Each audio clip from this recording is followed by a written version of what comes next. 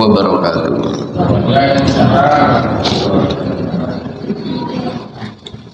Alhamdulillahirabbil alamin. Wassalatu wassalamu ala Rasulillah wa ala alihi wa ashabihi ajma'in. Amma ba'du. Pertama-tama marilah kita memuji dan menyanjung Allah Tabaraka wa Ta'ala yang tidak henti-hentinya memberikan begitu banyak kenikmatan kepada kita semua, terutama nikmat iman, Islam, dan hidayah. Begitu juga nikmat kesehatan dan kesempatan sehingga kita bisa berkumpul bersama, menambah ilmu, meningkatkan kualitas iman dan amal soleh.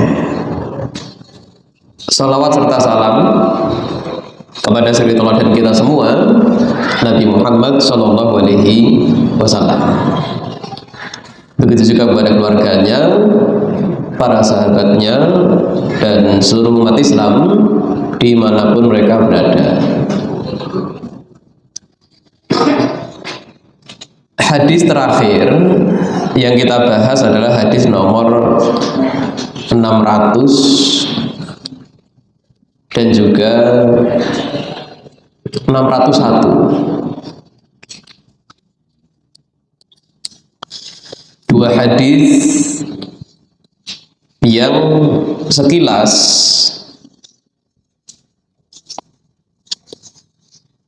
memberikan kesimpulan bahwa perhiasan, terutama yang terbuat dari emas maupun perak, entah itu cincin, gelang, atau kalung, harus dizakati. Seolah-olah seperti itu jika melihat dua teks tersebut, teks hadis. Tapi ternyata mayoritas ulama berpendapat bahwa perhiasan dari emas atau perak apapun bentuknya yang biasa dipakai sehari-hari itu tidak ada zakatnya. Itu yang menjadi pendapat mayoritas ulama. Hadis yang disebutkan di dalam Bulughul Maram ini memang tidak semuanya. Masih ada hadis-hadis lain yang isinya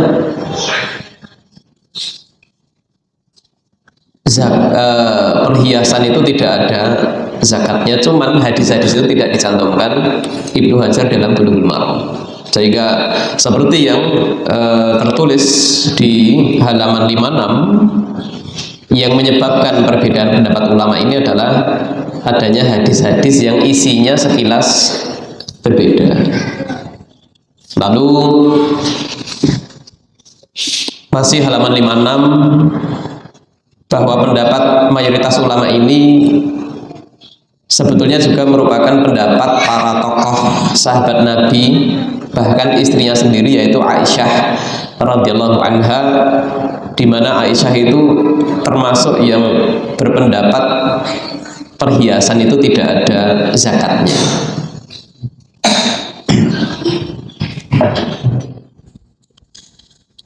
Kemudian halaman 57, sekalipun demikian, seandainya seorang wanita yang sangat kaya gitu memiliki perhiasan sampai senilai 85 gram emas senilai itu, dan sudah setahun dia miliki, dia mau menzakatinya, boleh-boleh saja. Tentunya menggunakan hitungan zakat 2,5%. Tapi yang pasti, menurut mayoritas ulama, perhiasan yang biasa dipakai sehari-hari itu tidak ada zakatnya. Termasuk Aisyah radhiyallahu anha pun berpendapat demikian. Nah, itu sedikit mengulang apa yang kita bahas di pertemuan sebelumnya.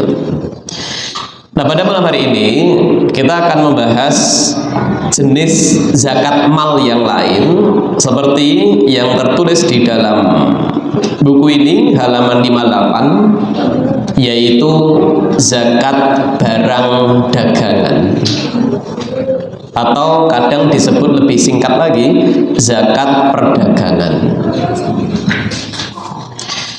Kita pilih judul zakat barang dagangan karena memang yang dizakati barang dagangannya, kan begitu.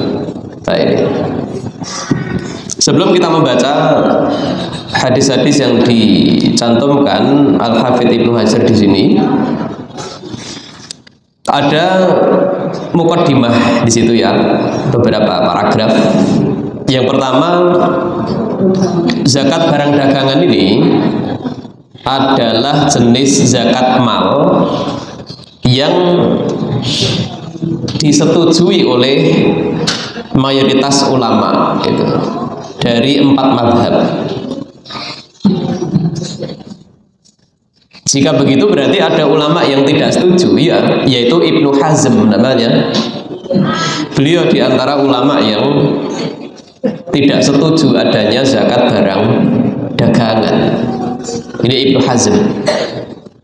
Sehingga di sini Ibnu Hazm telah menyelisihi mayoritas ulama. Kemudian mayoritas ulama yang dari 4 mazhab tadi, sekalipun mereka sepakat ada yang namanya zakat barang dagangan, mereka berbeda pendapat juga tuh dalam banyak masalah. Di antaranya kapan dimulainya perhitungan awal tahun.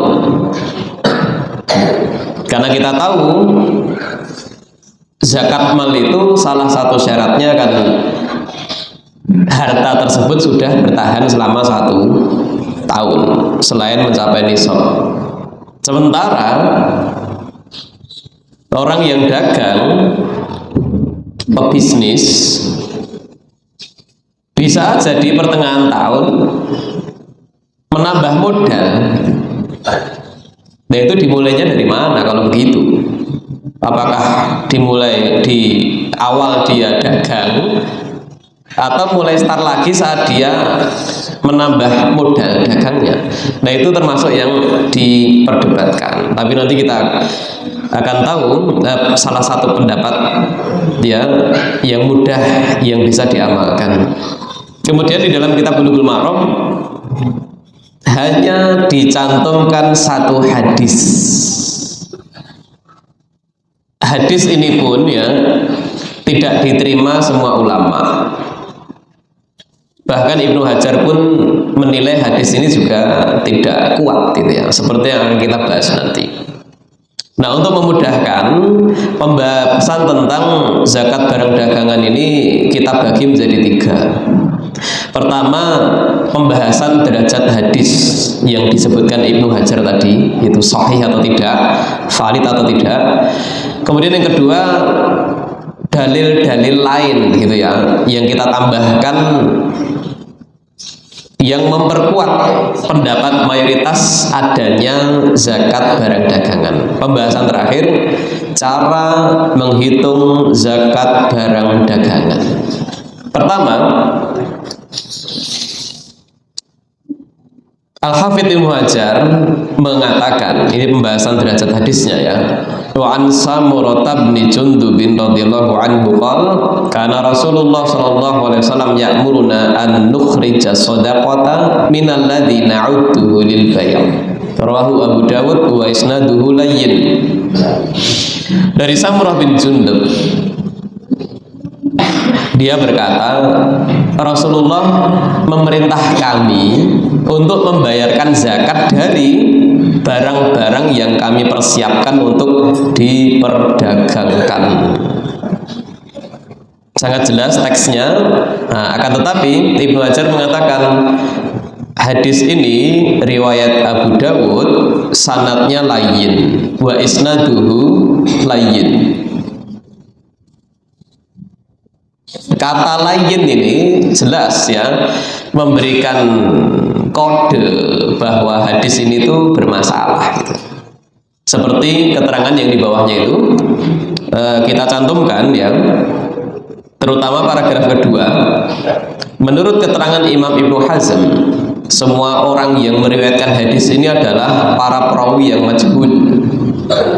Nah, kita bisa memanfaatkan hasil penelitian yang namanya Ibnu Hazm, karena beliau menolak zakat barang dagangan tadi. Nah, kata beliau yang meriwayatkan hadis ini semuanya majhul. Maksud istilah ini adalah mereka semua tidak diketahui kredibilitasnya sebagai penyampai hadis,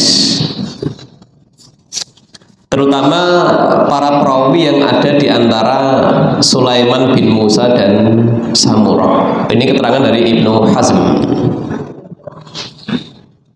Kemudian paragraf terakhir, ulama yang bernama Ibnu Abdil Bar mempunyai pendapat yang berbeda.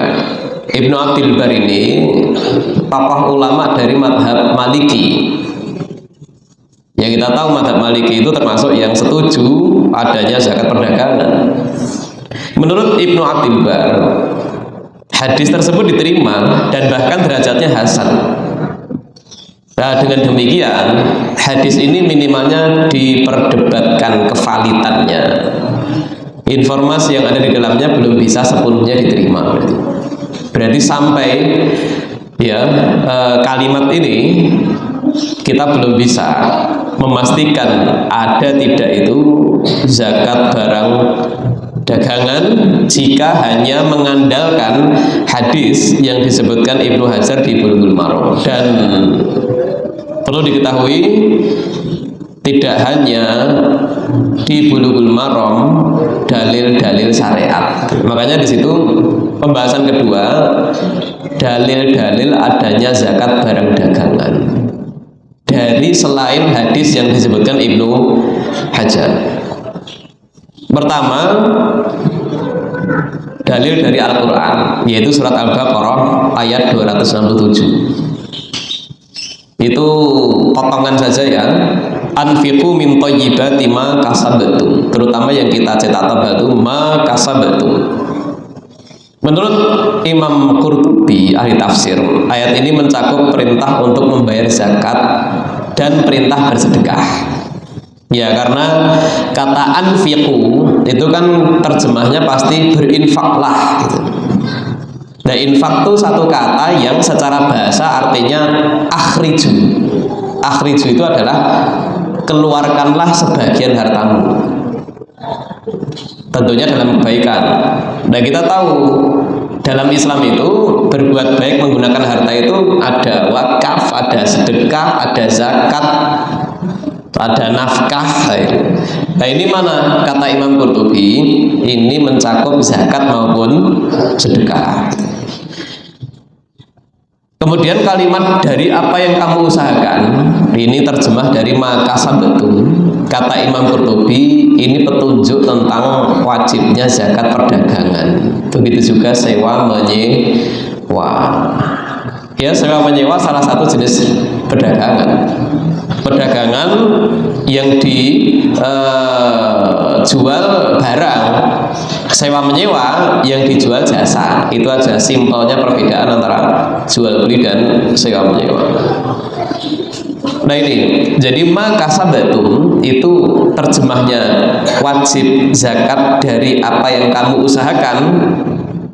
Nah, maksudnya adalah wajib zakat dari hasil perdagangan. Nah, itu ya. Ini dalil dari Al-Quran ya, sekaligus tafsirnya. Yang kedua, dalil ijma, kesepakatan ulama.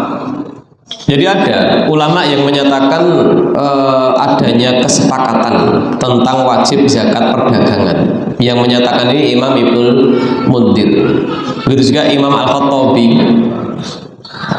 Beliau menambahkan bahwa Ibnu Hazm yang berpendapat tidak ada zakat dagangan ini, maka pendapatnya ditolak karena muncul setelah adanya kesepakatan ulama. Ya, kalau menurut pernyataan ini berarti Ibnu Hazm bukan hanya menyelisih mayoritas tapi menyelisih kesepakatan. Dan ini berat sekali konsekuensinya. Tapi di situ di bawahnya ya, yang tepat itu tidak dikatakan ulama sepakat, tapi apa? Mayoritas ulama berpendapat ada zakat barang dagangan. Yang menyatakan seperti ini Syaikh Utsaimin di dalam kitabnya Syarhul Mumti'. Artinya Ibnu Hazm tidak menyelisihi kesepakatan ulama. Ibnu Hazm hanya menyelisihi mayoritas ulama. Beda konsekuensinya. Menyelisih kesepakatan itu bisa menjadi apa? Kafir gitu. Secara umum gitu. Ulama sepakat sholat 5 waktu wajib gitu. Terus ada orang Islam bilang sholat 5 waktu tidak wajib. Ini namanya menyelisih kesepakatan. Nah ini hukumnya apa? Ya kafir. Maka hati-hati kita menyatakan satu hukum itu ulama sepakat gitu. Dan ternyata menurut Syaikh Utsaimin ya zakat barang dagangan ini ulama memang belum sepakat. Hanya mayoritas ulama berpendapat ada zakat barang dagangan. Nah ini termasuk di bawahnya kami kutip dari salah satu kitab madzhab Syafi'i yaitu Fathul Mu'in. Dikatakan la yukfaru munkiru wujubi zakati tijarah lil khilafih. Orang yang mengingkari wajibnya zakat barang dagangan tidak dikafirkan. Ibnu Hazm tidak kafir karena adanya perbedaan pendapat dalam masalah ini. Jadi penting kita itu tahu masalah ini diperdebatkan tidak itu penting. Bukan untuk memilih-milih yang ringan tidak, tapi untuk supaya tidak memudahkan mengkafirkan. Itu aja. Lalu ketiga, kita tambahkan dalil akal. Salah satu harta di zaman Nabi yang wajib dizakati itu adalah uang dinar dan uang dirham.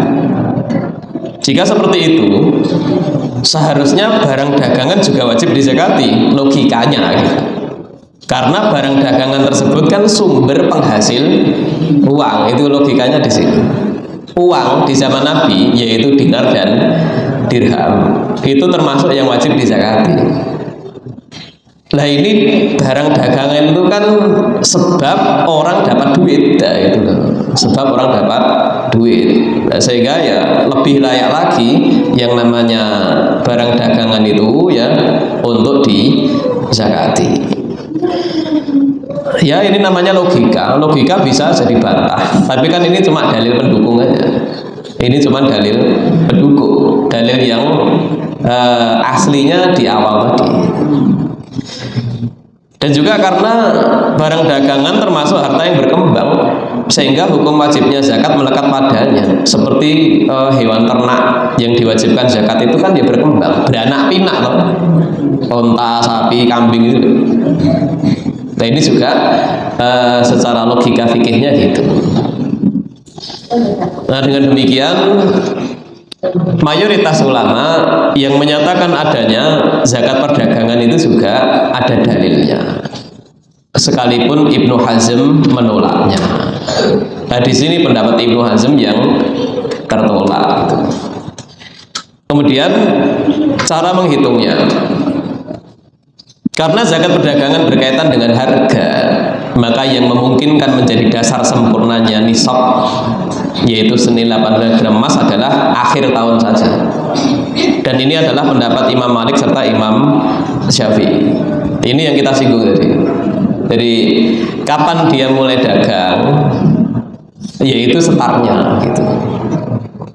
Nah kapan ngitung dagangnya? Ya akhir tahun kan gitu. Itu pendapat Imam Malik dan Imam Syafi'i. Tapi ada ulama yang berpendapat lain. Nah, kenapa ini kita yang tampilkan di sini? Ya seperti paragraf berikutnya itu, karena sangat menyulitkan jika perhitungan harga ini dilakukan sepanjang waktu. Ya kita tahu harga barang itu bisa berubah-ubah. Berbeda dengan zakat pada benda-benda lain yang zakatnya berkaitan dengan benda itu. Zakat barang dagangan berkaitan dengan harga. Zakat onta terkait dengan ontanya, jumlahnya mencapai nisab dah. Bukan harga onta tahun itu berapa, tidak. Harga onta bulan itu tidak. Kemudian maka apabila barang dagangan telah sempurna mencapai nisab, yaitu senilai 85 gram emas ya pada akhir tahun, ya saat itulah kewajiban zakat telah ada pada diri seorang muslim. Kembali kepada ketentuan sebelumnya ya, karena ini urusan syariat, maka menghitungnya menggunakan kalender hijriah. Artinya seandainya dia mulai dagangnya itu bulan Muharram gitu ya, berarti nanti bulan Dzulhijjah selaku bulan terakhir dalam kalender hijriah, ya dia siap-siap menghitung bersihnya terus dizakati. Dia mulainya bulan Safar, ya berarti mundur sebulan lagi dan begitu seterusnya. Kemudian yang terakhir, halaman yang sama, dalam menghitung nilai barang dagangan menyesuaikan harga tahun saat dia wajib membayar zakat, bukan harga di tahun saat dia membeli barang-barang dagangannya. Mungkin saja orang mulai dagangnya pertengahan tahun, sehingga tahun baru dia lewati, dan itu kemungkinan harga berubah. Nah gimana nih patokan harganya? Di tahun saat dia wajib bayar zakat. Kemudian dihitung ya, nilai barang dagangan dihitung pas tahun itu. Nah keuntungan digabungkan dengan modal, kemudian membayarkan zakatnya sebesar 2,5%. Jadi cara simpelnya seperti itu. Kemudian halaman berikutnya, barang-barang yang disewakan ya. Tadi Imam Qurtubi ketika berdalil dengan surat Al-Baqarah 267 tadi kan beliau menyinggung termasuk yang disewakan. Nah di sini ya kita tulis bahwa rumah yang disewakan atau kendaraan yang disewakan atau bangunan yang digunakan untuk produksi, ini semua tidak wajib dizakati secara zatnya. Untuk bangunan atau kendaraan yang disewakan yang wajib dizakati itu keuntungan yang didapatkan dari sewa menyewa tersebut gitu. Itu pun jika mencapai nisab, yaitu senilai 85 gram emas dan telah berlalu 1 tahun. Jadi bukan dinilai dihitung nilai zat bendanya, tapi yang dihitung adalah keuntungan dari sewa menyewa, keuntungan dari kontrak jika itu rumah, keuntungan dari upah ya jika itu menyewakan sesuatu yang lain. Nah ini tambahannya. Kemudian ternak tapi diperjualbelikan gitu. Yang waktu kita membahas zakat ternak sudah disinggung sedikit. Nah ini di sini perinciannya gitu. Bahwa sejalan dengan perkembangan perekonomian modern, objek zakat tidak lagi secara langsung hanya masuk pada suatu bagian tertentu secara jelas dan pasti. Tapi kadangkala terjadi tumpang tindih, campur gitu antara satu jenis zakat dengan jenis yang lain. Contoh, ada sekarang perusahaan berbasis peternakan atau perikanan. Maka dari itu jika terdapat peternakan kambing, sapi, kerbau, unta yang dikelola, dipelihara, terus pemiliknya mengeluarkan biaya untuk makanan ternak, maka peternakan seperti ini tidak termasuk zakat hewan ternak, tapi termasuk zakat dagangan. Artinya hitungannya pakai hitungan zakat perdagangan. Karena kita tahu hitungan ternak kan ada sendiri sebetulnya. Tapi di dalam teks hadis disebutkan satu kriteria zakat ternak itu adalah pakannya itu apa? Nyari di padang rumput. ngarit dan semisalnya. Nah ini dia pakannya beli, sudah tidak masuk kriteria seperti teks hadis. Maka pakai hitungan zakat perdagangan gitu. Di dalam 65 ini karena salah satu syarat utama zakat hewan ternak kan rumputnya di padang rumput nyarinya. Pemilik ternak tidak mengeluarkan biaya untuk makanan ternaknya. Ini syarat yang tertuang dalam teks hadis betul-betul. Nah sehingga pada akhirnya begitu ada istilah tumpang tindih, terkadang satu jenis zakat dengan jenis yang lain.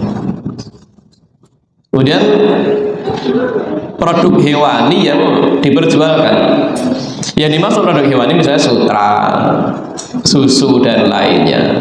Sebagian ulama menyatakan tidak ada zakatnya dan sebagian lagi menyatakan ada zakatnya. Sebenarnya produk-produk hewani tersebut lebih relevan jika disamakan dengan zakat dagang. Karena di zaman sekarang produk-produk hewani tersebut telah menjadi komoditas perdagangan. Tumbuh dan berkembangnya pabrik susu dan pabrik sutra menjadi buktinya. Jadi lebih luas lagi zakat kontemporer gitu. Dan tambahan terakhir masih ada beberapa ya. Zakat saham. Pemegang saham adalah pemilik perusahaan yang mewakilkan kepada manajemen untuk menjalankan operasional perusahaan. Pada setiap akhir tahun yang biasanya pada waktu rapat umum pemegang saham dapat diketahui keuntungan perusahaan itu. Nah, termasuk juga kerugiannya. Pada saat itulah ditentukan kewajiban zakat terhadap saham tersebut. Yang ini secara pribadi bisa gitu ya. Halaman berikutnya, menurut sebagian pendapat, keuntungan digabungkan dengan harta pribadi pemilik saham, kemudian zakat dikeluarkan bersama harta lainnya yang dimilikinya. Ini sebagian pendapat gitu. Ya sekalipun mungkin di antara kita sangat jarang yang istilahnya bermain saham ya. Tentunya ini saham di perusahaan yang halal gitu. Kan di antara ketentuan yang dipersyaratkan untuk kita main saham itu kan kita lihat perusahaannya. Jika itu perusahaan yang bergerak di bidang yang diharamkan agama, jelas kita tidak boleh nanam saham di situ gitu. Ya, jelas ini maksudnya adalah yang bukan seperti itu pastinya. Kemudian kendaraan atau properti yang dijual untuk modal usaha, gitu. Salah satu permasalahan penting berkaitan dengan zakat perdagangan adalah ada orang yang memiliki kendaraan dan dia menjual dengan niat itu menjadikan hasil penjualan sebagai modal. Apakah keuntungan usahanya mencapai nisab gitu ya, terus berlalu 1 tahun dia wajib bayar zakat dagang juga? Menurut saya dia wajib membayar zakat perdagangan meskipun pada awalnya itu adalah kendaraan yang digunakan untuk aktivitas sehari-hari. Jadi termasuk kontemporer ini ya. Dan ini yang menjadi salah satu contoh barangkali di zaman sekarang bahwa niat itu termasuk yang dilihat kapan orang itu dianggap mulai dagang gitu. Ini niat itu salah satu ketentuannya. Dia menjualnya itu niatnya untuk biaya sekolah anaknya atau biaya pengobatan, ya jelas berarti itu tidak dianggap niat untuk dagang. Nah ini dia menjual mobil, menjual tanah, niatnya untuk modal dagang gitu. Nah terus dia usaha betul, mencapai nisab betul, akhir tahun apakah wajib bayar zakat? Iya. Sekali lagi dilihat niatnya kan itu. Dan pasal 9 terakhir nih, contoh menghitung zakat barang dagangan. Ini Misalnya suatu ketika harga emas 24 karat 1 gram itu 1 juta misalnya. Berarti nisabnya 85 juta. Kemudian di saat yang sama sebuah toko alat elektronik tutup buku pada bulan Dzulhijjah tahun 1447 Hijriah dengan keadaan sebagai berikut. Artinya dia mulai niat betul-betul dagang gitu ya, bulan Muharram gitu. Bulan Muharram tidak kita sebut ya. Ketika disebut bulan Dzulhijjah ya harus paham Dzulhijjah ini bulan ke-12. Berarti orang ini yang dicontoh ini dagangnya mulai bulan Muharram gitu. Nah, cara menghitungnya stok alat elektronik di tokonya berapa? Di total itu maksudnya. Nah, misalnya di situ 70 juta. Di total 70 juta. Ada kulkas, ada magicom, ada setrika misalnya. Kemudian uang tunai, maksudnya yang di rekening misalnya. Ya kalau di dompet kan biasanya untuk kebutuhan sehari-hari, itu nggak dihitung. Uang yang untuk kebutuhan sehari-hari tidak dihitung. Baik, kita contohkan di sini rekening, gitu rekening. Kemudian utang, ya namanya pebisnis, ya di situ tertulis utangnya 10 juta. Nah, sehingga saldonya berarti 70 juta ditambah uang di rekening ada 30 juta dikurangi utang sehingga bersih ini 90 juta. Tadi nisabnya 85 juta, berarti ini masuk wajib dizakati. Zakatnya katanya 2,5%, ya berarti tinggal dikalikan, maka jadilah 90 juta dikali 2,5%, zakatnya 2.250.000. Nah ini cara mudah menghitung zakat perdagangan, yaitu di akhir tahun. Ya, dengan demikian selesai apa yang ingin kita bahas berkaitan dengan zakat perdagangan yang Ibnu Hajar sekali lagi hanya menyebutkan satu hadis, tapi kita sudah tampilkan dalil-dalil yang lain. Ya ini barangkali sekedar untuk mengenal zakat perdagangan, tidak kita cantumkan pendapat-pendapat yang rumit ya. Masih ada waktu beberapa menit menjelang Isya. Jadi kita manfaatkan aja untuk tanya jawab ya sambil menunggu masuknya waktu Isya. Silakan jika ada yang ingin bertanya atau menyampaikan sesuatu ya di beberapa menit yang tersisa ini. Ya.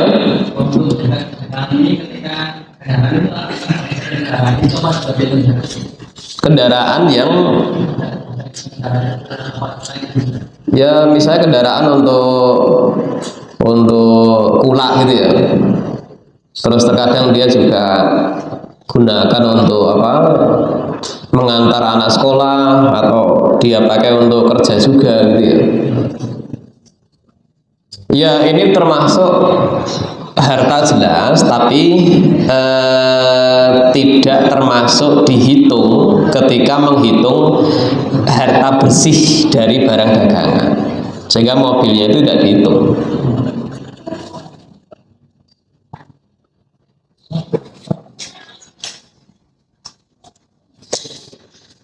Ya, pertanyaan lainnya silakan jika ada.